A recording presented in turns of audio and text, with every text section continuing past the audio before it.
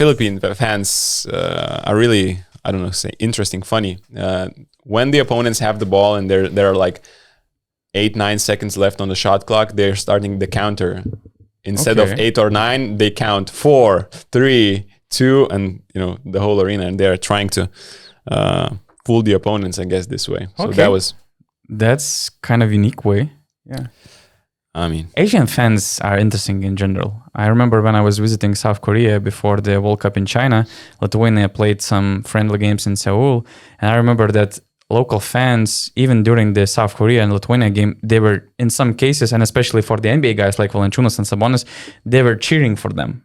If they made some interesting plays, they were like, oh, and it's not like this, the bar of an exciting play was really that high. There were some easy plays and local fans were like, "Oh my gosh, wow!" roaring, cheering, and stuff. So I'm really waiting for this whole experiencing of basketball fans culture in Asian, especially Philippines, with all these myths about how much they love basketball.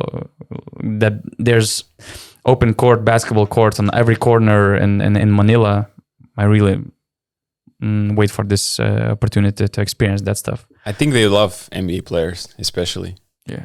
Did you see how many fans, Kuzminskas and some other former NBA guys who just made this number of 4,700 NBA players ever received in Taiwan, in Taipei? I saw one guy having his New York Knicks jersey. Yeah. Or something like that. Kuzminskas. Was there anything else? I mean, even guys like Brazdeikis was receiving a lot of, attention, signatures, autographs, and a stuff. lot of people asking for photos. Yeah. This whole, selfie autographs thing is also kind of unique in Asia, I would say. Look, I mean, these guys are NBA players. When I was playing in a friendly tournament in China, even we did pictures with a lot of people. I guess it's just seeing tall basketball players for them is like not a dream come true, but they really enjoy seeing basketball people in their country. So they want to take photos. They tell others to stop the works to come take the photos or ask for autographs. So it's going to be great for the basketball players. I can't wait to see how it's going to be for you guys. Yeah, and we're just 5 days away from FIBA World Cup 2023. Me and Rytis, we're traveling to Manila. We'll be there for 3 weeks until the end of the competition. Augustas remains home, but we will connect through Zoom or Riverside to do the podcast regularly, basically maybe after every round, or in case something extraordinary happens, we'll try to do the podcast straight away. Are you excited, Rytis? Because I don't see so much excitement yet in your face. You know me. Or it's like regular 10 in the morning face. Well enough that if I have to wake up earlier than usual, you won't see that much excitement in my face. The energy drink hasn't kicked in yet, so yeah. But after the podcast, of course, yeah, it's always a cool experience to be on these trips. For me, it's my second World Cup. And I'm hoping for a better experience than it was in 2019. Is there actually a big difference for you whether the World Cup or basketball competition takes place in Philippines, in China, or in like Kaunas in Berlin? Because, for instance, our last FIBA World Cup experience in China, from what I remember, Rytis, every 2 days he was commentating Lithuanian national team games.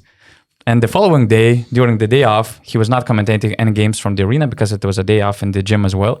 And he was basically just, waking up at lunchtime, going to McDonald's to get some food, and was watching all the rest of the tournament games. And that's it. Then the next day comes, he goes to the gym, covers the national team, he comes back, and it was the same whole routine for basically 3 weeks.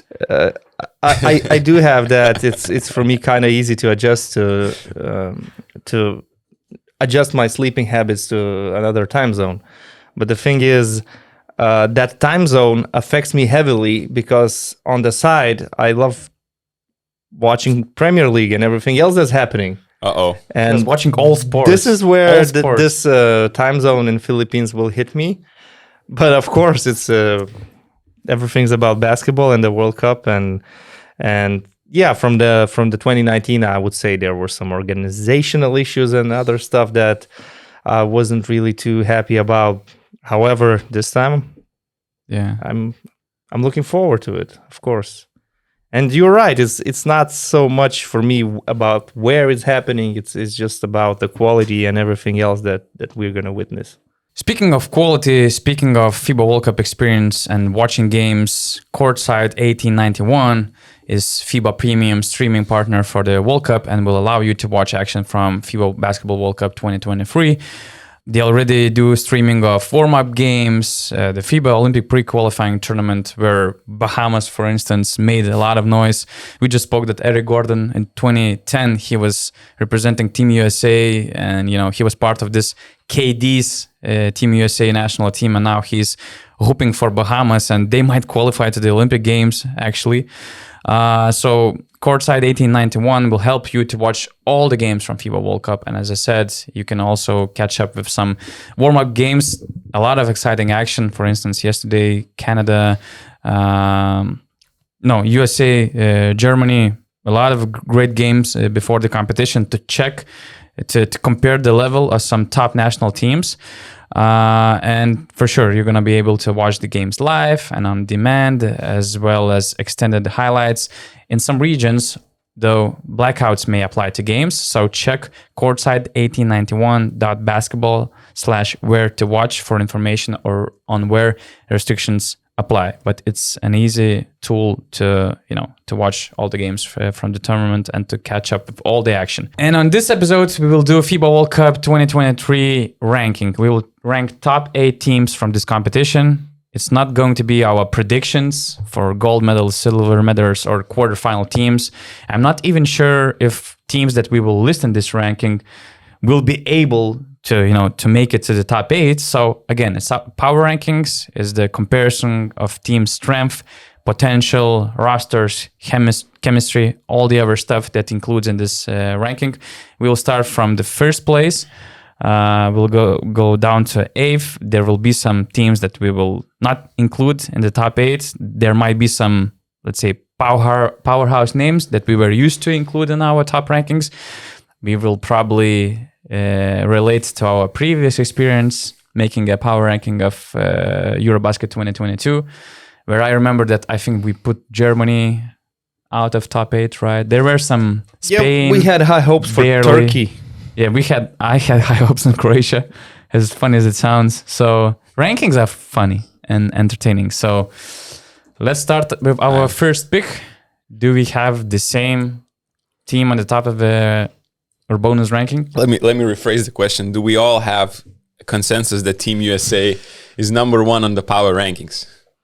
I think we should. I mean, to think otherwise is basically trying to pose.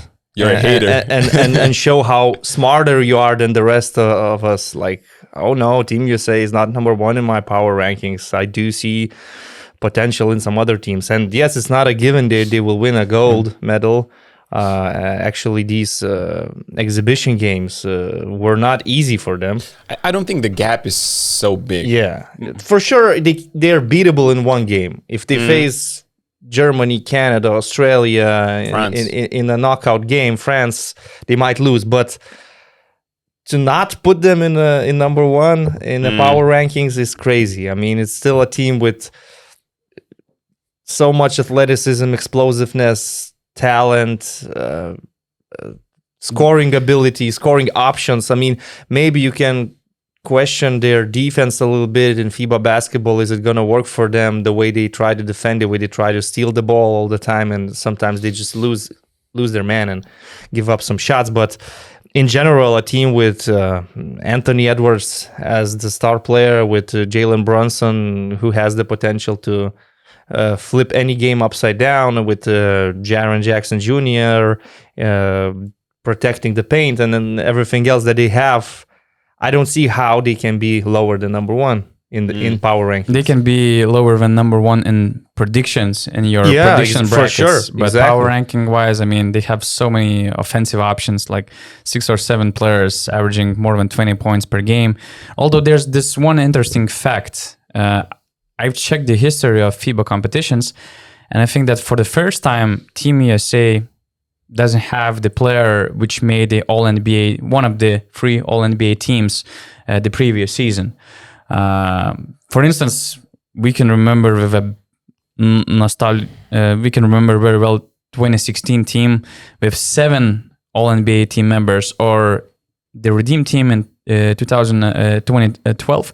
They had 5 first All-NBA team members on that squad. So, I mean... But that's Olympics, right? Yeah, that was Olympics. And you can see the huge difference between the Olympics and the World Cups. Yeah, 2019, absolutely. only 1 member. Now, for the first time, but in all competitions, World Cups, Olympics, for the first time, 0 members from all NBA teams. That's a great point from you, and I would love to check after that we do the pod how many members of that 2019 team were on all NBA teams the next season, because I think that from this team, we are going to see multiple guys on all NBA teams the next year in the NBA. These guys are the next superstars. I think, Anthony Edwards, to me, we talked about before the podcast. To me, he reminds me the Michael Jordan so much. His athleticism, the way he moves, the way he shoots the ball. Obviously, he has more 3-point range, but just his speed and athletic ability and the way he fades away on those mid-range shots. We saw his highlight dunk yesterday. That was an amazing one, and he turned the game around against Germany. He's 34 points. He was the top scorer in the preparation games, because even though, Edwards is a big star of this team, even Team USA, they were not sure who is going to be the alpha guy on this squad, whether it's like Brunson or Ingram, which reminds me a lot of Kevin Durant, let's say. So you also could assume that he might be the really important guy on that squad, but Edwards emerged as the number 1 option offensively, taking a lot of shots, averaging 19 points, 4 rebounds, 2 assists, doing a lot of stuff. And yesterday, I think that he kind of established himself as the most important guy on Team USA roster that will lead this group of guys. And we didn't even mention Austin Reeves, for example. Tyrese Halliburton and other guys. Yesterday, USA faced Germany, and it was like Austin Reeves could have played for Germany. And we had some reminders, some of the BN Plus members. It's Charlie. It's Charlie every time. It's Charlie every time. After every Austin Reeves good game, he writes, and man, he reminded us that I don't think that we had Austin Reeves on the German national team 12-man roster. So we had doubts, right? We had doubts. Rytis had doubts. Oh, okay. I'm not saying I had doubts about him making the roster. I was not so sure about him, importance about his elevating role. the team. Yeah. But he has proven his quality in the playoffs. Actually, from all the guys that they have on this roster, Austin Reeves had the deepest playoff run. He was the guy who went to the Western Conference Finals, and actually at some point of the series, when LeBron James looked like he's running out of gas, Austin Reeves was their number 1 guy offensively. So he has amazing skills. He just signed a new contract with the Los Angeles Lakers. He still seems underpaid in terms of he might be an all-star next year. To me, the only thing is that's a pity from my point of view, that I believe that Tyrese Halliburton might be overshadowed by all these other guys that we mentioned. And I love his skill set. I love what he produced last season for the Indiana Pacers, but I think he could be overshadowed in this team. But it might not be a problem for them in terms of winning. You have 12 guys on the roster, and not everybody can have the ball all the time. As you said, Anthony Edwards is probably now the established star player for this team. I think, I saw yesterday, watching a little bit of the game, just how happy this group is playing. They're playing together. Yeah, you can see that they enjoy. I don't think they really care that much about individual stat lines and stuff like that. Halliburton is a great player, the best passer on the team, and him and Austin Reeves with that second unit. I love the chemistry between those 2 guys. And why Austin Reeves I think is going to be extremely important as well is because from the friendly games, I saw that the USA is, let's say, their weak spot on defense is chasing off-ball screens. Against Spain, they had they had so many open 3-pointers. They were losing their man navigating through off-ball screens. And Austin Reeves is the guy who I think doing the best job from those 12 players on that team. So I think he's going to be important.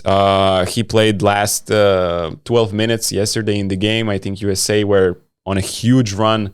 I don't know the plus minus in those last 12 minutes, but they were basically, they got back into the game and then won it. So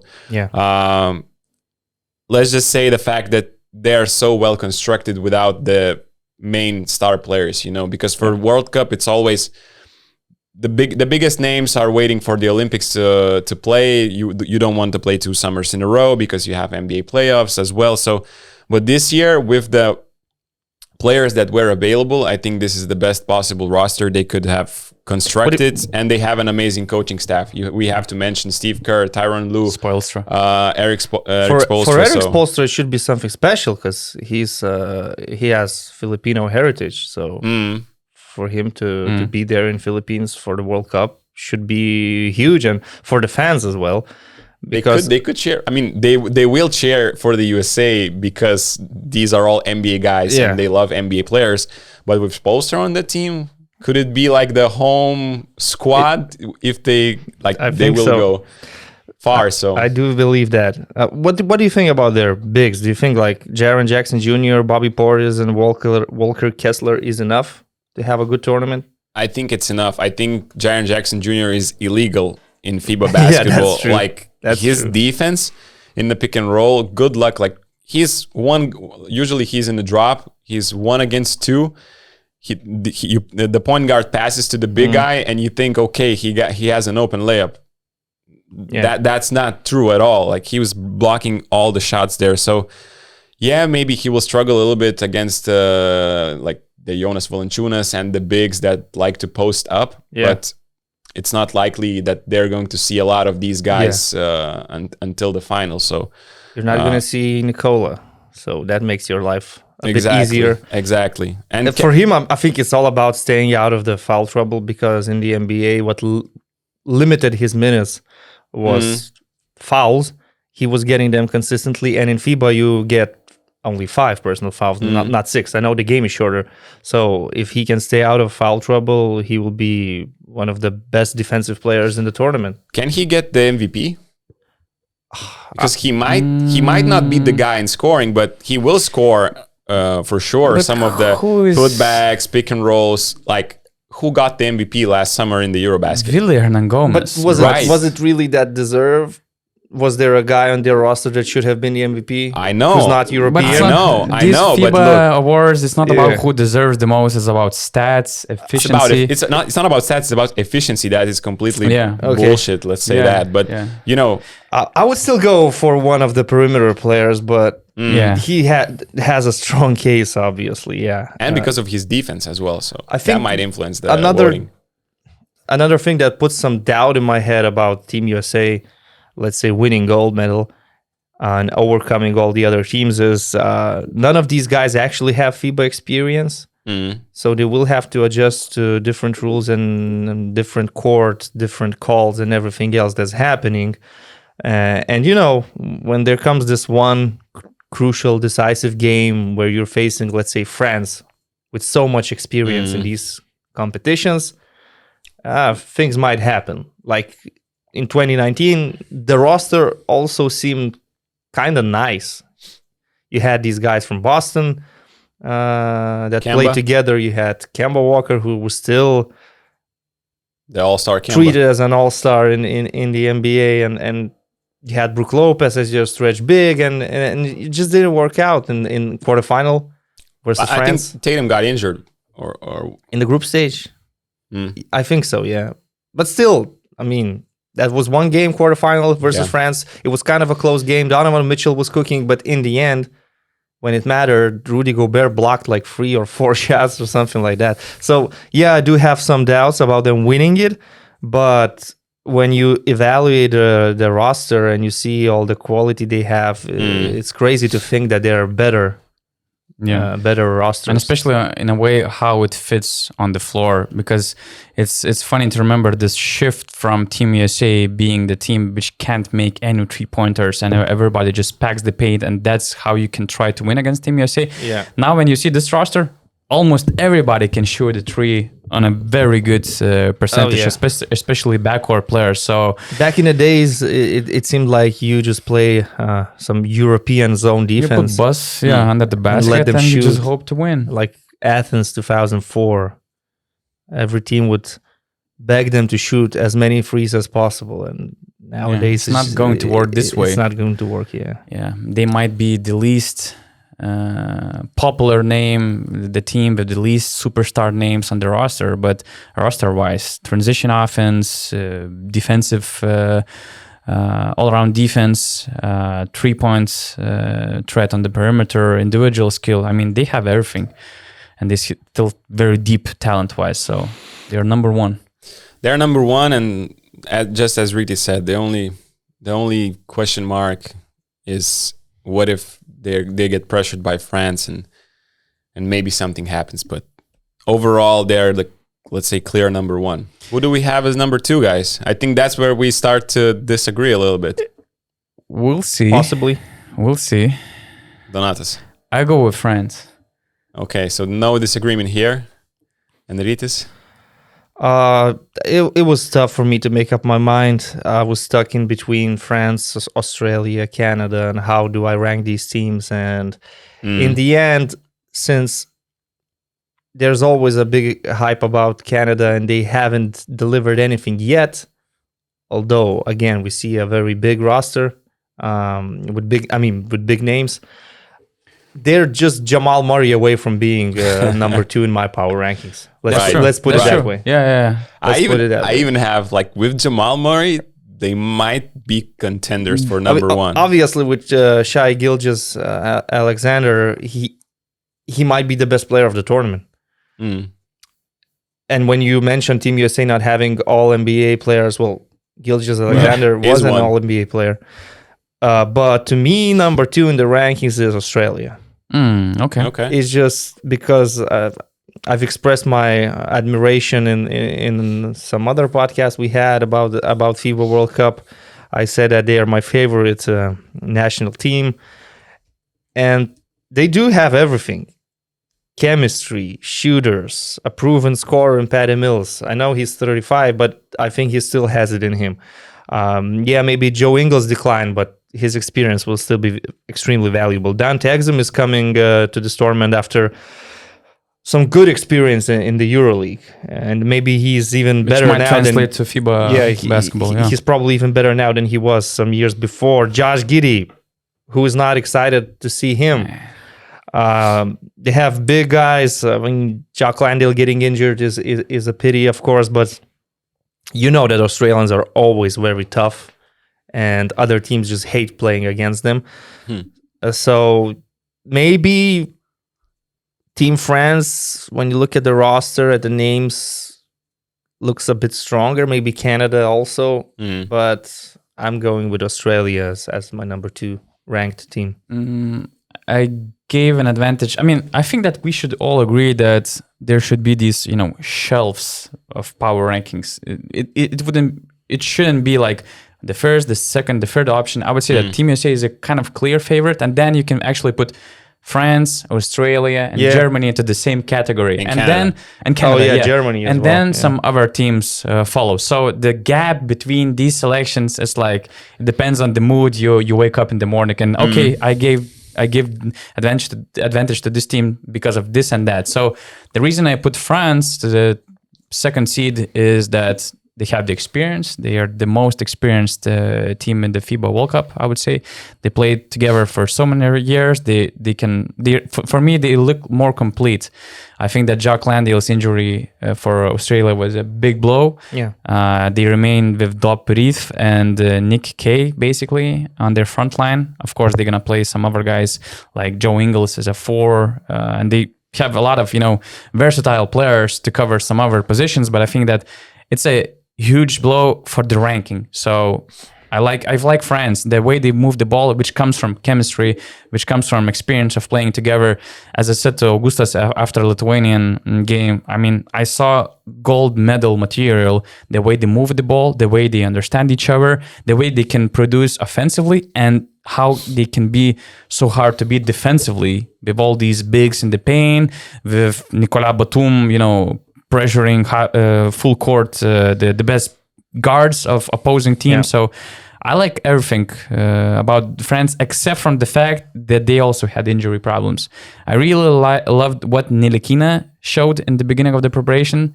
Now he's injured. They have Matthias Lesort, but he barely played. I think he didn't play in the preparations. Yeah. And this, it affects the whole thing with some guys being in and out. I think that they had some other injury issues, and sometimes it can, put you out of track. But other than that, a lot of reasons to love France. I mean, you can clearly see what difference it makes when Nicolas Batum and Nando De Colo suit up for the national team. Last year, they finished with a silver medal, but let's be honest, they didn't play good basketball. Nope. And they were kind of lucky because they were very lucky, not just kind of. Let's remember 2 games in a row where they won. Versus Turkey. It Versus seemed like Italy, it's over. yeah. Versus Italy, it seemed like it's over. Fontecchio And then is all of a pictures, sudden yeah. you're playing semifinal and it's Poland, not Slovenia. So they were the number 1 team in turnovers in the competition. They had a lot of problems, and now De Colo solves these issues of ball handling and takes some pressure away from Evan Fournier, who is, let's say, rusty after not playing for a whole year and sitting on the bench. And Nicolas Batum, what he brings to the team is just amazing. He leadership, team captain, the way he can pressure the opposing team's point guards and all the pressure he puts on defense, and also when the game matters, he's gonna make his corner freeze and everything else that he does so great. So yeah, and another thing which goes in their favor, in my opinion, is that France will play in this competition without any pressure for qualifying to the Olympics, because they're hosting the Olympics. They are in there anyway. So you have to rank them pretty high, I guess. Donatas said that USA is number 1 in the shelf ranking alone. I wouldn't say that. I think USA and France are the, let's say, real contenders for the title, and then you have Canada, Australia, and Germany. I rank them as could fight for the title. Yeah. Like dark horses. We agree on that. Yeah. And he said USA is alone on the top shelf. I think France is up there. I think they are the only team. They have they are not the only team. I think they have the best chances to beat USA because they can match the athleticism. They have Rudy Gobert in the paint, and he can just stand there all the time. And that makes Nicolas Batum's job that much easier. He can pressure up top the point guards with his long arms, and then be sure that there's Rudy Gobert in case he gets beaten. So France, with their experience, they were second in the Eurobasket, second in the Olympics, 2 times third place in the World Cups. I think they are going to be on the podium. And since the bracket is, let's say USA and France, I think cannot meet until the finals or semifinals. So I'm pretty sure they're going to be fighting for the medals and fighting for gold. Evan Fournier will have a lot of, let's say, things to prove after this. Let's say he barely played for the New York this season. So I think he wants to show he can still score. He wants to show his abilities once again.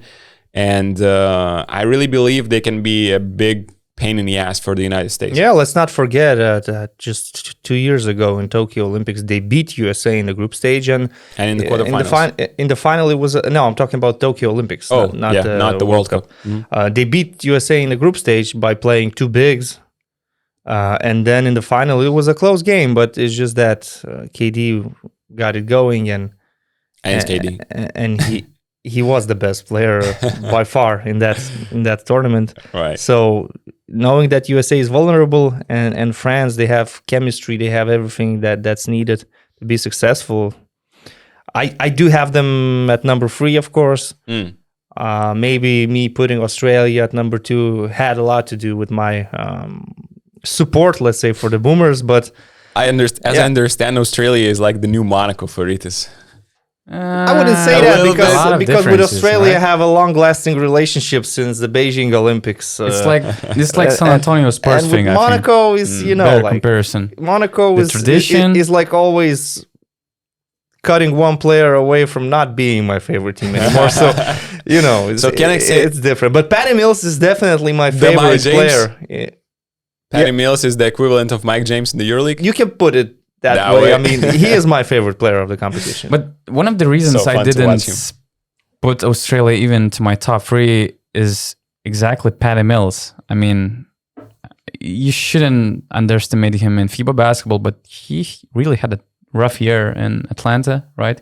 He didn't play much. His numbers were... Yeah, but Evan Fournier had a much rougher year in New York. yeah, but you know... maybe France is not as dependent on Exactly, Evan exactly. Fournier. And I don't all know. those runs by boomers... Hey, but again, Josh Giddey is there. That's true. He And was a lot- not there, let's say, in the Olympics true. when they won bronze, and he and adds Mills a lot of creativity. Mills scored like He creates so 38 many opportunities for other guys to shine. So for sure, he will set them all up, in their best situations to execute. But Patty Mills, I mean, Yeah. in Atlanta, he was like averaging like 6 points. He didn't play many games, even in the preparation stage. Well- he hit like 3 from 24 3-pointers. And I'm also waiting for this, official game mode where we might see different Patty Mills. But at the same time, you never know when it was this last big FIBA I think competition. he still has 2 tournaments in him. That's the World Cup and the Olympics. And Olympics. after that, he can retire or become a facilitator, let's say. Where do you rank them, Donatas? To be honest, Number 5, number I 6. put them number 5. I have them number 5 as well. Okay. I will agree with you completely that, let's say, when you look at the rosters, Canada and Germany look sexier, maybe even stronger. But again, And to me, those two teams look a bit more complete and all around in all positions. would say that. I mean, my big question about Australia is the lack of big guys. That's simple as that. I mean, that front line that they have right now, I think is not going to cut it. I mean, there was Jack Landale who got a big contract in the NBA, and he would have been so helpful. Yeah. With Giddey, with Mills, with Ingles, with other guys, he would have been so perfect. I mean, for that starting lineup. And right now, you don't have. We talked I think 3 weeks ago or something like that. They don't have the Andrew Bogut type of big guy who can Or Aaron Baines. rebound, So block, strange to see and them just lacking of those big towers, right? protect the paint. Like Aaron Baines, but now they don't even have Jack Landale as well. That was supposed to take over this role in a different way. So that is my question for Australia. And You're kind of crushing me with arguments. Like me putting Australia number 2 now sounds. But at the same Diluted. time, since Rytis mentioned Josh Giddey, I mean, I have stats from 3 of their 4 exhibition games, and Dop Reef is the top scorer of the team with almost 16 points per game. Nick Kay, almost 10 points per game, also tough. but there's 4. no one else in the front line to play. So And you have they're just good- killing with the pick and roll. and you have the good way guards. Josh Giddey sets you up. I mean, it's just crazy. So It's great that we will see them against Germany already in the group stage. So there will be already a big game in their group. and they have a tough bracket there on that side. Yeah. So I'm not talking about them, let's say, winning the medal, although that's a possibility. No, for Australia, it's always a possibility. Yeah, but just this time, They usually finish top 4. It's just that they don't win they Usually don't win it's- medals usually- except from Tokyo Olympics. It's like that song, top 5, and I'm not 1 and I'm not 2. So number 3, what do you guys have? I have Canada. I also have Canada. So far we Do we are. share the same Excel file? Are you reading from my Google what? Docs? I Or don't what? know. But although I think it's my very high risk pick. With Canada, I might burn like I did with Croatia the last year, because we're putting stakes on a team that didn't prove anything in all those years. For the first time, they're coming to play together. Did Team USA play together until this summer? But there's so much talent. I over know, there. but for the I power don't, ranking, I don't think for we can sure. use this argument that heavily. That they haven't played together. It's like just looking at how they're playing friendlies. Jamal Murray is missing, but they have Shai Gilgeous-Alexander, and he's so fun to watch. He's could be one of the best player maybe in the competition. For sure, one of the front runners. Luka Doncic is there, but he's in the top 3, 5. Kelly Olynyk is amazing for FIBA basketball. He's playing point forward role as much as I saw in the friendly games. So tricky with the fake handoffs, so tricky with the shot fakes, can't stretch the floor. He plays the fourth position, but he's with the ball so much long. RJ Barrett looks improved with his handles in friendly games. Handles are tighter. His shot is falling so far. Dylan Brooks can defend anyone. And Jordi Fernandez, this is the first time we are seeing him as the main head coach in his career. Let's say he was in the G League head coach, but now this is the big stages. I think the coach is doing a great job of putting Dylan Brooks in the best position to succeed, giving the ball to other guys. And they starting 5 is cool. The question is what comes after that.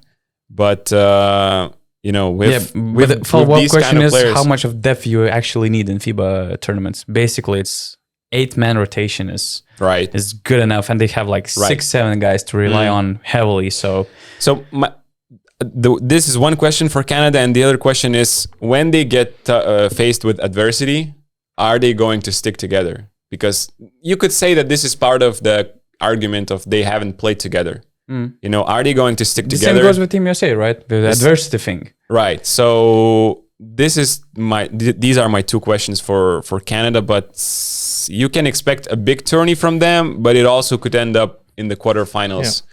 With them faced with adversity. Regarding second question, from what I heard, the good thing, and maybe now with Anthony Edwards, emerging, it's kind of clear that it might be his team, and all these teams they need hierarchy, and it feels like that everybody in Canada national team accepts Shai Gilgeous-Alexander as a clear leader, as an alpha guy, as it's his team. Would be stupid to not do so. Yeah, exactly. But unless Jamal Murray was there. Sometimes, and now they have a clear hierarchy. All the other players, although they don't have this depth that Team USA has, all these pieces fit so well together that, from hierarchy standpoint, from roster fit standpoint, it just makes a perfect basketball team for FIBA competition. From what I heard, the chemistry is great, not just on the court, but off the floor as well. Shai is just amazing. And yeah, Canada is good. Just there's this third question that I have about them. I kind of lack of better shooting in this team. Can they face not just adversity, but packed defense that will force them to shoot threes? And when you look at players like Shai, Dylan Brooks, Dort, even RJ Barrett, they might face some heavily brick shot situations. Let's say your argument is that they could easily have a 3 for 24 from 3-point range night in the quarterfinals. They might have this old Team USA problem, and this is the huge advantage that Team USA has over Canada. That's a great point, because Shai is the guy who likes to drive, who likes to paint more, who can post up smaller guys. That's actually how they like to play. If Shai sees a smaller guy next to him, that's immediately a post up. We don't even run plays. So I could see this being a problem with RJ Barrett is not a consistent shooter from 3-point range. Shai prefers the 2-point range more, the mid range. Brooks, we all know his situation, and at the 5 position they don't have. I don't think they have that much shooting. So there's like Kelly Olynyk left on a good day. Is Kelly Olynyk the new Kevin Love of FIBA basketball? That's a great comparison. Anyway, my number 3 is France, of course, since I didn't put them second. Where do you have Canada?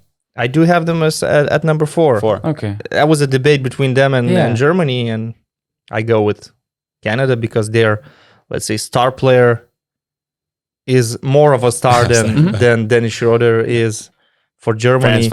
Franz Wagner, yes, but I still do believe that Schroeder is the number 1 player for Germany. That's running the show. He's their point guard, he's their leader, he's their captain.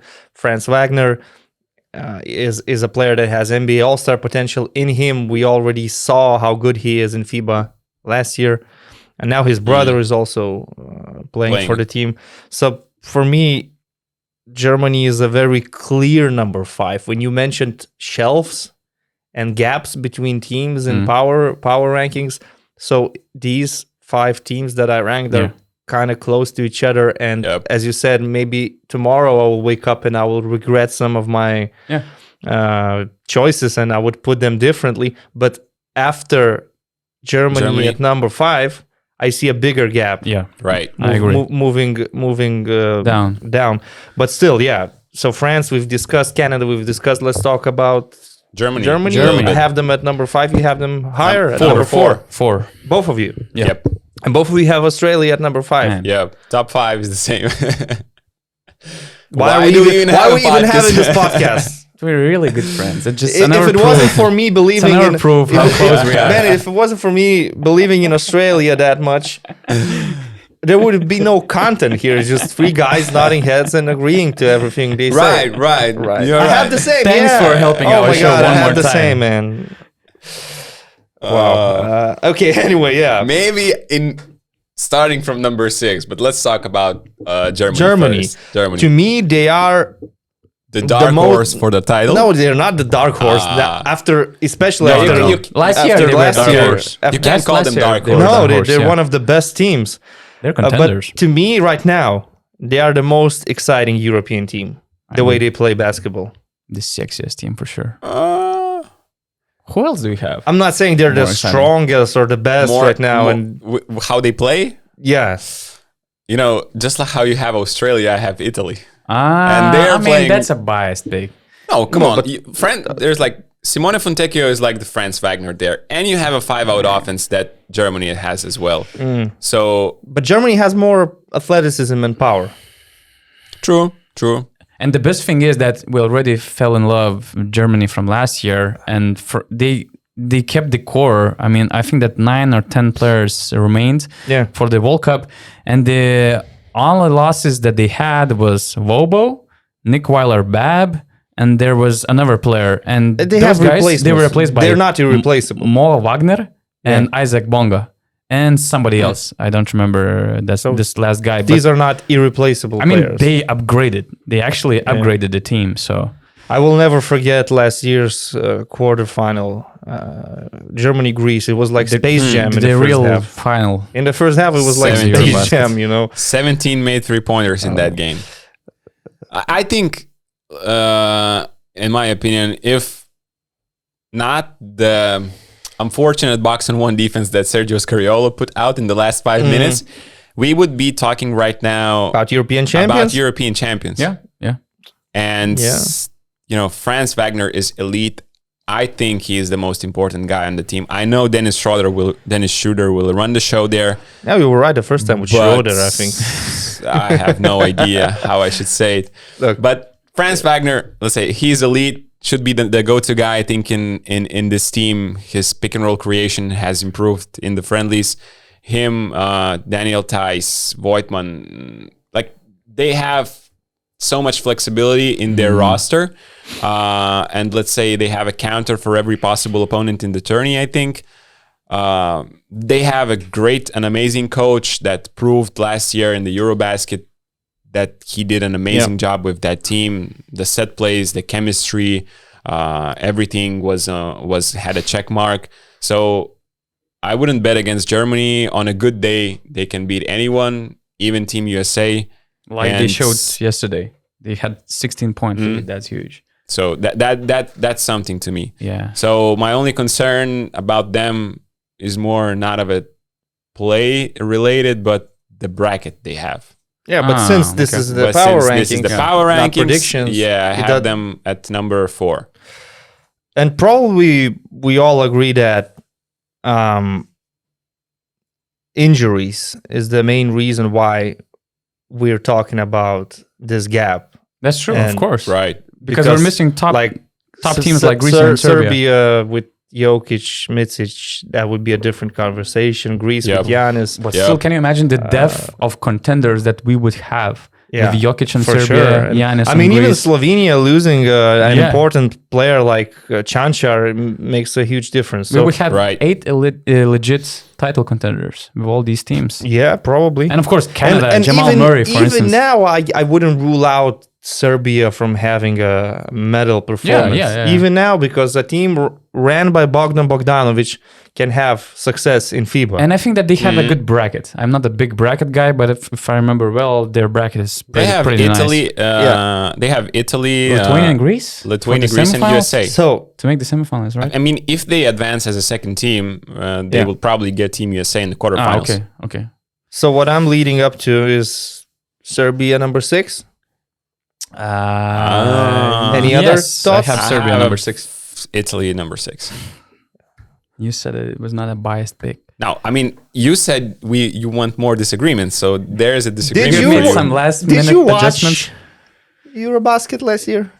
I think I was Do there. you remember there was some game? There was some game where they had Nikola Jokic and the most promising team ever in Serbia. And what happened? I Remind me. don't remember. Remind me. Have I bad- think there was I have a bad Marco Spisu 4-3. But again, And Melly popping, and again popping. no, and it was a making fun shots team to and, watch. I can't It is a disagree fun with this team And one. when you watch, said yeah. that if it wasn't for Scarviolo box and one, Germany would be European champions. If it wasn't for some crazy luck that France had, Italy would have a medal. I'm not saying gold, maybe bronze medal, but a medal. Mm. So Let's say so many. But we're taking this win against Serbia for granted. I'm I not mean- taking it for granted. I'm saying that putting them at number 6, what Ogis does, is not as crazy as it sounds. Yeah, I mean, that's this true. this Especially team- when all those teams that we're gonna mention, they are Yeah. so close. This team has certain limitations. That's for sure. They still don't have a center. They lack muscle power, but they do have chemistry, experience, shooting, and passion for the national team. And these are very important Ingredients arguments for a good tournament. in my Yeah, opinion. FIBA tournament. Yeah. Of course, we were kind of leaning towards Italy being a new powerhouse if Paolo Banchero chooses to play for Team Italy, but he didn't. Mm. No, Darius Thompson would also change the picture. he would of change it their for sure. I But just- again, I don't have them at number 6. I do have Serbia. I have Serbia. I have Serbia at 7. Okay, And I have Italy at 8. Just to And- make it clear. Italy at 8. and with Serbia is the thing is I'm a big believer in Bogdan Bogdanovic, and I think if Bogdan Bogdanovic played in that last year's game, the upset wouldn't happen. Mm. Bogi in FIBA, well, the last time I remember he played in 2019. Yeah, he played but there. in 2017 He was dominant. he was leading. the main team. guy He like this year. Yeah, exactly. Like he was this the main year. player. So he led them to the final. They lost to Slovenia, but still, that was a big competition for Bogdan Bogdanovic. I think he's still at his prime, his peak years, and he is surrounded by not by no names. He's surrounded by experienced, let's say, EuroLeague veterans, proven players. That they're not superstars, probably most of them, but I think they can build some mentality of being, let's say, we don't have as much talent as we would with Joker and Micic, but we can still be tough defensively. We still have a very tall, big team. We have a good leader. Offensively, he's as skilled as anybody. So with the help of Guduric and all the other players, I do believe in them. And I think that even from the coaching standpoint, Pesic is way more suitable for this limited team than he was for the last team that they have with Jokic and Micic. I don't think that he's the right guy to unleash the talent that you have on your team with so many creators that they had. But with this limited roster, with players who fill some clear roles, with a clear leader, offensive leader in Bogi Bogdanovic, with Milutinov, amazing low post presence who creates a lot of opportunities over there, and with the guys like Guduric, with a lot of shooters, and Marinkovic, Davidovac, Dobric. the size that they have with Yeah. with I fresh think blood from their Jovic. size will be an issue for other teams facing them. Yeah, and I like Bogdanovic's leadership as well. He brings different leadership than Jokic and Micic. They're different leaders. And I think that for this limited team, Bogdanovic, being a soldier, created in the laboratory of Dule Vujošević and Željko Obradović, I mean, he's a perfect leader for Svetoslav Pešic's team. And I really believe that they're going to be dangerous, although they still have a lot of issues to solve. The reason I put, you mentioned that their height will be an issue for the opponents. I think their height will be an issue for them when they're playing against Italy.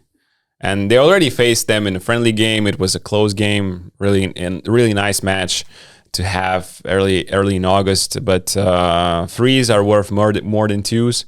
I'm not saying Serbia doesn't have guys who can shoot threes, but Italy can just outshoot you on any given day. And this is the way they play. Nikola Milutinov is playing there in the paint. He is going to be there in the paint. So it's not like I'm saying Italy is way better than Serbia. And this is not. This is just me preferring their style of play versus the one of Serbia. And I just think one question for Serbia is, it's not only about the coach, it's about the point guard as well. Are these two guys, the coach and the point guard, will involve Bogdanovic more than he was involved in the friendlies? Will the ball in the late game moments arrive to the hands that it needs to be the most? Because I saw a lot of playing through Nikola Milutinov in the middle.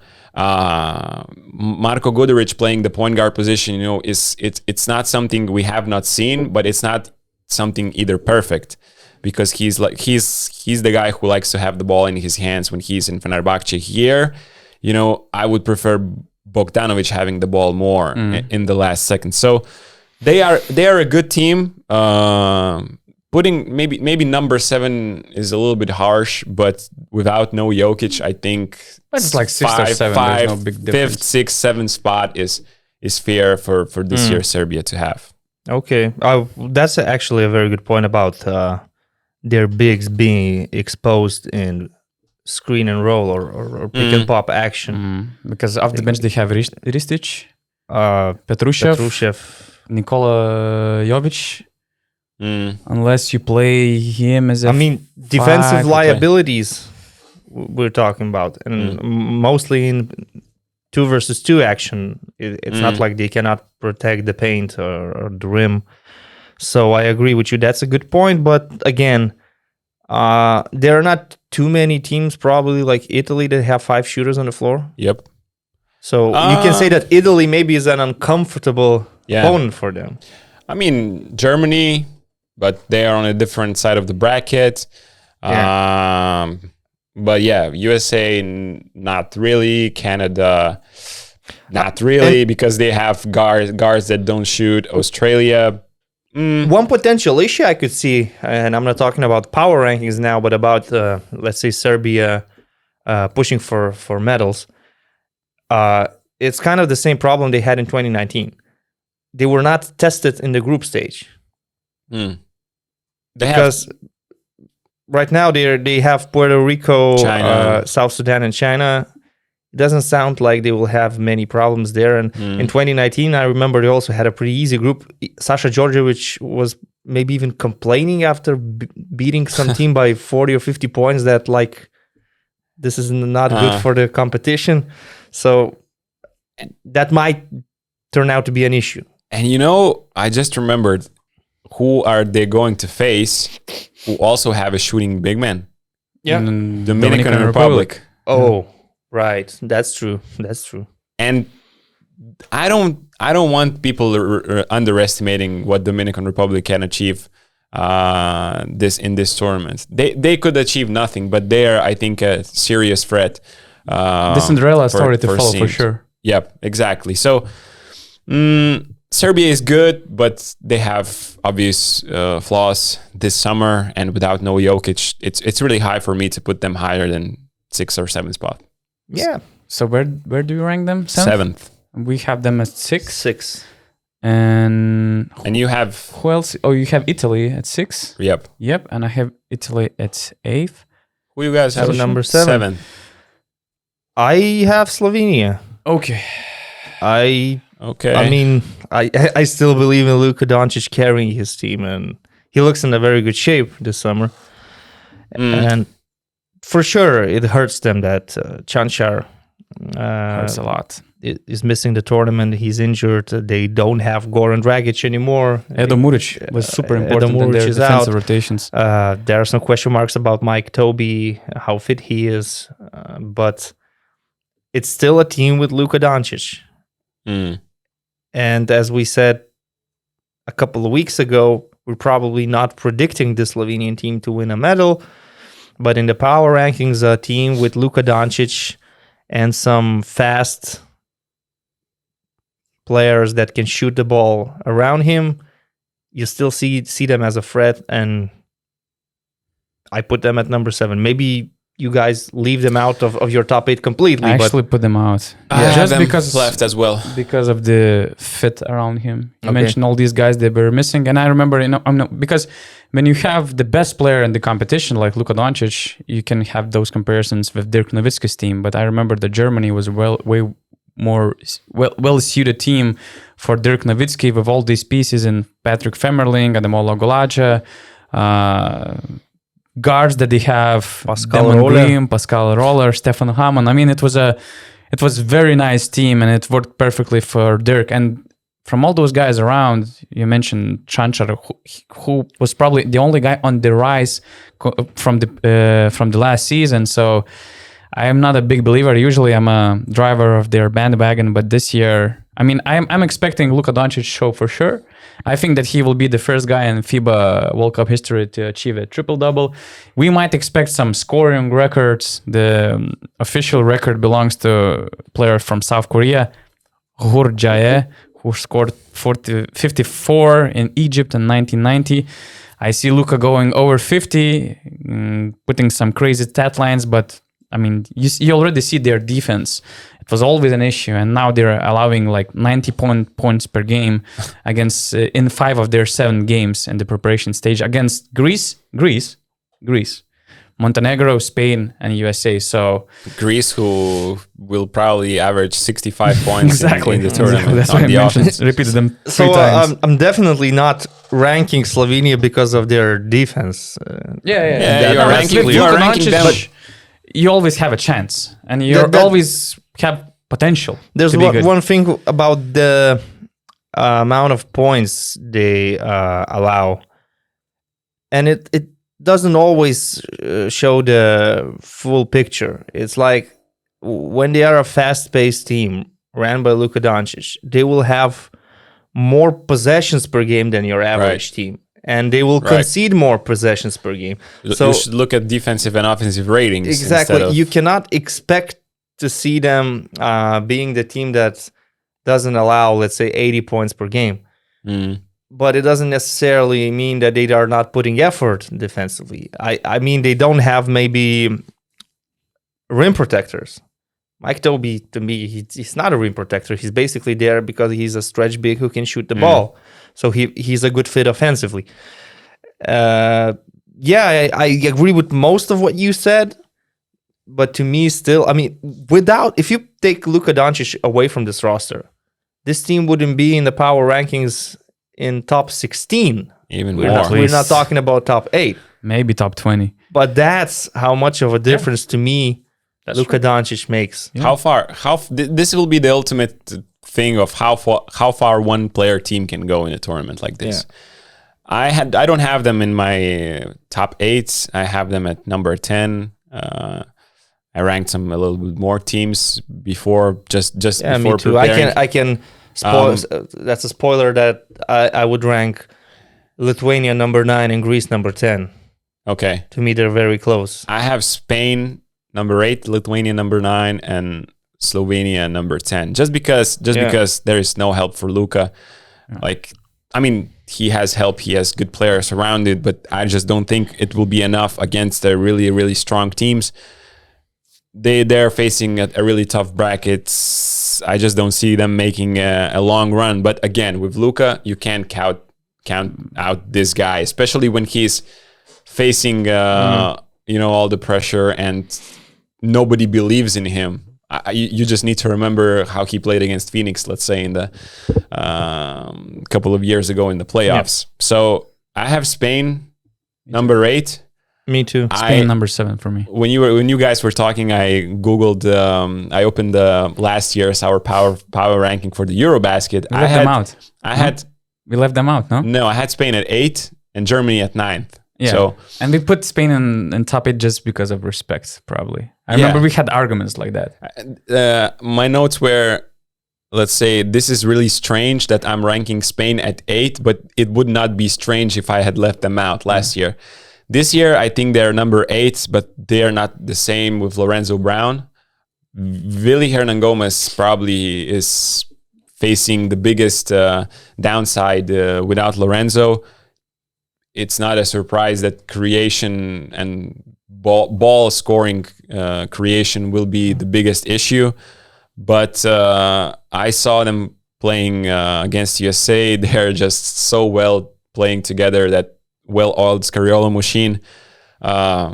He can just think of anything. They have the perfect coach for FIBA tournaments. He can just think of anything, box and 1 defense, triangle into whatever weird defense he comes up, or dreams in the night. So they're not going to be an easy opponent for anyone because they play tough defense, and their offense is flowing together so well until the last seconds. They're just playing so many different situations in 24 seconds that they're like, okay, you maybe not make a mistake in the first 15 seconds, and then it's like, boom, in a 22nd second, there's a mistake from you, and we are going to use it. And you can count on Rudy or Sergio Yu to do something big in an important game in the most important minutes of that game, because like last year, Rudy Fernandez diving for every loose ball, leading the competition in steals. I think Sergio Yu again making the game-winning shot in the EuroLeague final. It again just reminds you of what they are capable of.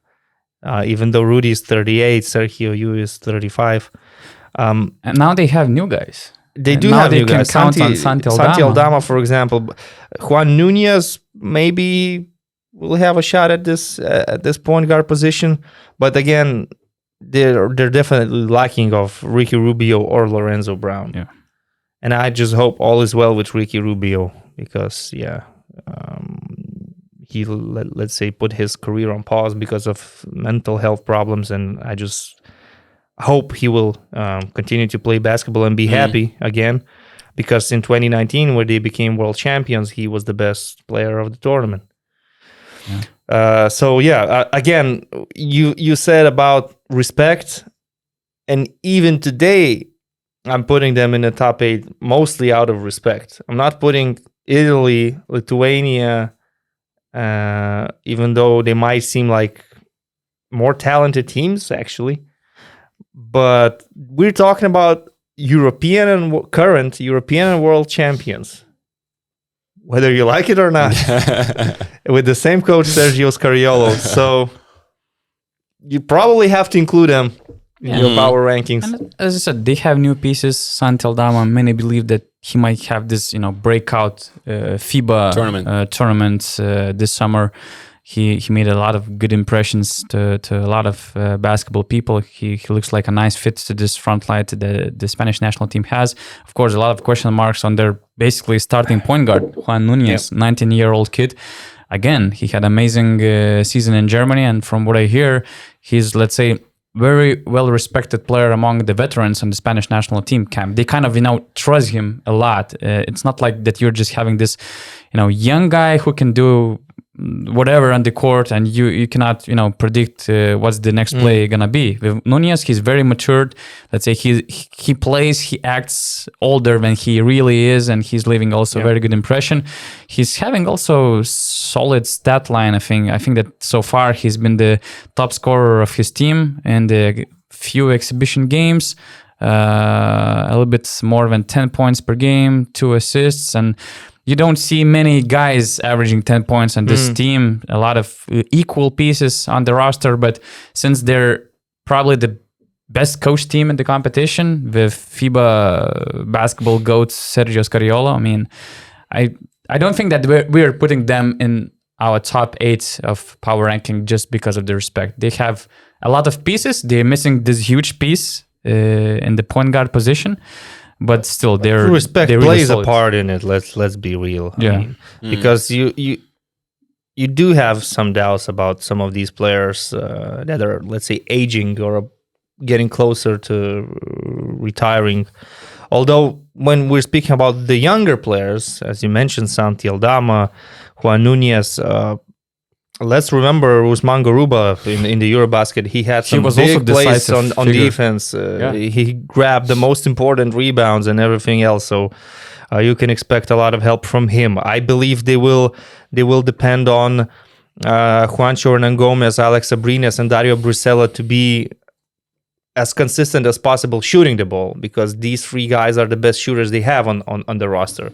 And we already saw that Juancho is capable of making, let's say, 5 or 6 threes in a basketball game. an important basketball game. Yes, exactly. So they do have some weapons. I definitely not put them just because of it out of respect. Like, they don't have a point guard, but they just play. To me, they are like the symbol of team play. How they play in offense, how they play in defense, and they have a clear vision of how they want to play. And they just execute it so well. That's true. You mentioned they have so many pieces that play a similar amount of minutes. Last year, I remember it was only Lorenzo Brown that averaged more than 23 minutes. And it was like guys 23, 22, 19, 20, 16, 17. They had, I think, 11 guys averaged more than 10 minutes, if I'm not mistaken, in the last Eurobasket. So watching them play, it feels like they have a 15-man rotation, actually, because even for the point guard position, okay, you can go with Nunez. If things go wrong, you can put Alberto Diaz, as a defensive anchor, and then there's Sergio Llull with his experience, Rudy Fernandez, 38. He looks like 28. His plays, I mean, one of the most hustle players in the FIBA competitions. With the center lineup, Willy Hernan Gomez, Garuba coming off the bench, Aldama also adds a lot to their front line. I mean, they're packed, let's say, in a way, what they can offer to Sergio Scariolo's, masterclass decisions. I think that guys like Alberto Diaz is the beauty of national team basketball, because we're talking about a player that really doesn't get that much recognition on club level. I mean, he's a Malaga guy. He has won the Euro Cup. He's been a Euro Cup Finals MVP with Unicaja, but you rarely talk or think about him during the season. But during this competition, all of a sudden, he gets a lot of compliments from the media. He gets talked about from other teams' coaches. You see how he can dedicate everything that he has in him for a defensive purpose, to pressure his opponents. So this is the beauty of national team basketball. Some of these guys might not be as flashy or as interesting during the season because you focus on other things in the EuroLeague, in the NBA, etc. And then all of a sudden, these guys make the difference in quarterfinals or semifinals. I think Alberto Diaz playing defense was one of the most watched Twitter clips in the last Eurobasket, just to tell you how much people loved him playing and how much... I would say there are 3 names from last year's competition that got kind of a similar respect. Potseko? Terry Tarpey as well.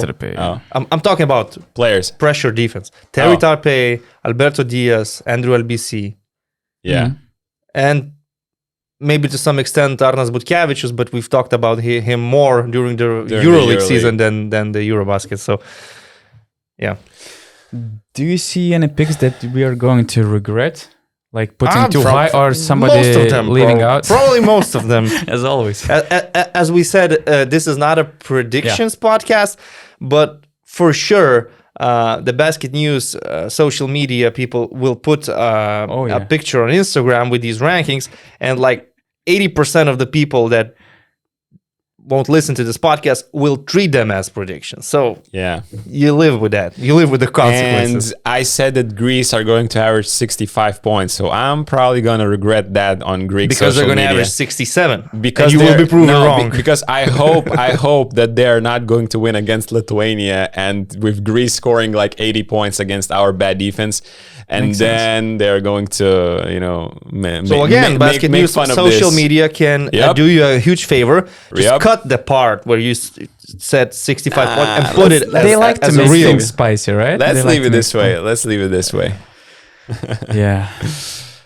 Greece, Lithuania, looking forward to that. Where did you have Greece? I had them at number 11. Number 10 for me, I had Lithuania. Number 9, I actually, Same, despite all Lithuania the number good 9. things we said about Italy, I would rank them 11. Oh, okay. Okay. Wow. To me, Greek defense, let's say, tops Italian offense, and Lithuania out of these 3 teams has the most dominant player. Mm. I'm talking about JV, of course. So And JV more dominant than Fontecchio in FIBA? numbers wise, yes. Okay, but I think JV is... My thought is that JV is more easier to... like, let's say, negate his advantages on the court than Fontecchio's. Because you just double Yes. and because you just double and Lithuania don't have shooters. JV is the prime reason why Lithuania will not be a good defensive team. Whether you like it or not, that's a fact. And that's been proven in the past. He said it. Well, it is what it is. He said But he's still a double-double machine, dominant Yep. physical center. And I do agree with you about all the doubling, sending help from the weak side and everything else that, let's say, Finland was doing in friendly games. But then it's down to guys to make spot-up shots. Mm. And so far in these friendly games that Lithuania played, there were so many open looks hitting the rim rather than the net. And I hope that in the World Cup, things will change. Yeah. I just hope we don't lose to Greece. But picks that we might regret. Of course, Finland with Lauri Markkanen, they can always surprise, although they have Germany and Australia in their group, so that's just bad luck. Not only Germany and Australia, I would say that, even Japan at home will not be an easy opponent for them. Okay. No, that's the best group. I think that the best group was with Canada, France, Latvia, and But Lebanon. Porzingis is out. Porzingis is a game changer. Sorry, is Hachimura out for Japan? Yeah, he's out. So Yeah. I'm not a big believer. Yeah, Although without there's this Rui, interesting thing, especially with Asian and African teams. One team that advanced to the next stage basically might make the Olympics. Do you have your, let's say, favorites who can advance and to get that berth? I am not prepared to answer that question. I would have to analyze the brackets and everything. One a bit Asian team. more. Because I actually checked the groups and I'm like, Philippines has a nice chance. I mean, they have Italy, Dominican Republic, and Angola. Won't they play this whole 9 to 16th place ranking knockout games But I mean, to decide? Yeah, I they will. think so. they will. So you still. But have if they're to the only be one, like, yeah. if you're the only one, then yes. China. China, Serbia, South Sudan, Puerto Rico, kind of nice group for them. And Ours, South Sudan has some ballers on that line, on that Yeah. roster. Mariel Shayok from Fener. Wenyan Vanyan Gabriel, of course, as a center, but he's a great guy. an NBA player. He's a great guy. so South Sudan. I don't know, man. I don't have a strong pick right now. I would have to put more thought into it. Exactly. Look, From just- Africa, I think that South Sudan has a great shot. But I would recommend you guys tuning in Filipinos game. Like Jordan Clarkson is going to be shooting from 10 meters and he's not even care about Yeah, that. and if People will love it. if you play, let's say, fantasy basketball on some platform, I'm sure that some do offer FIBA World Cup. You cannot go wrong with guys like Jordan Clarkson, Or Hamer Haddadi. Ahmed Duviryoglu. They might not win too many games, but they will put those numbers on the stat sheet. Okay, guys. So enjoy the World Cup. As I said, we will soon zoom in somewhere during the competition. we will have a draft.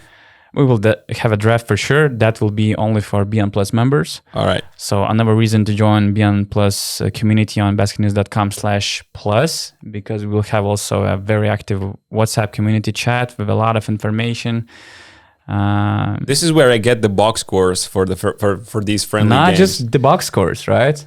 But some opportunities to watch a lot of games. Yep. So Yep. it has a lot of value, hidden value. We appreciate you guys. Yeah. You know, we might not respond that often, but we definitely see the messages and we check them and we read what you're writing. We get some ideas from that as well. So it's really cool you are so active. Yeah. So thanks for watching and see you soon on basketnews.com.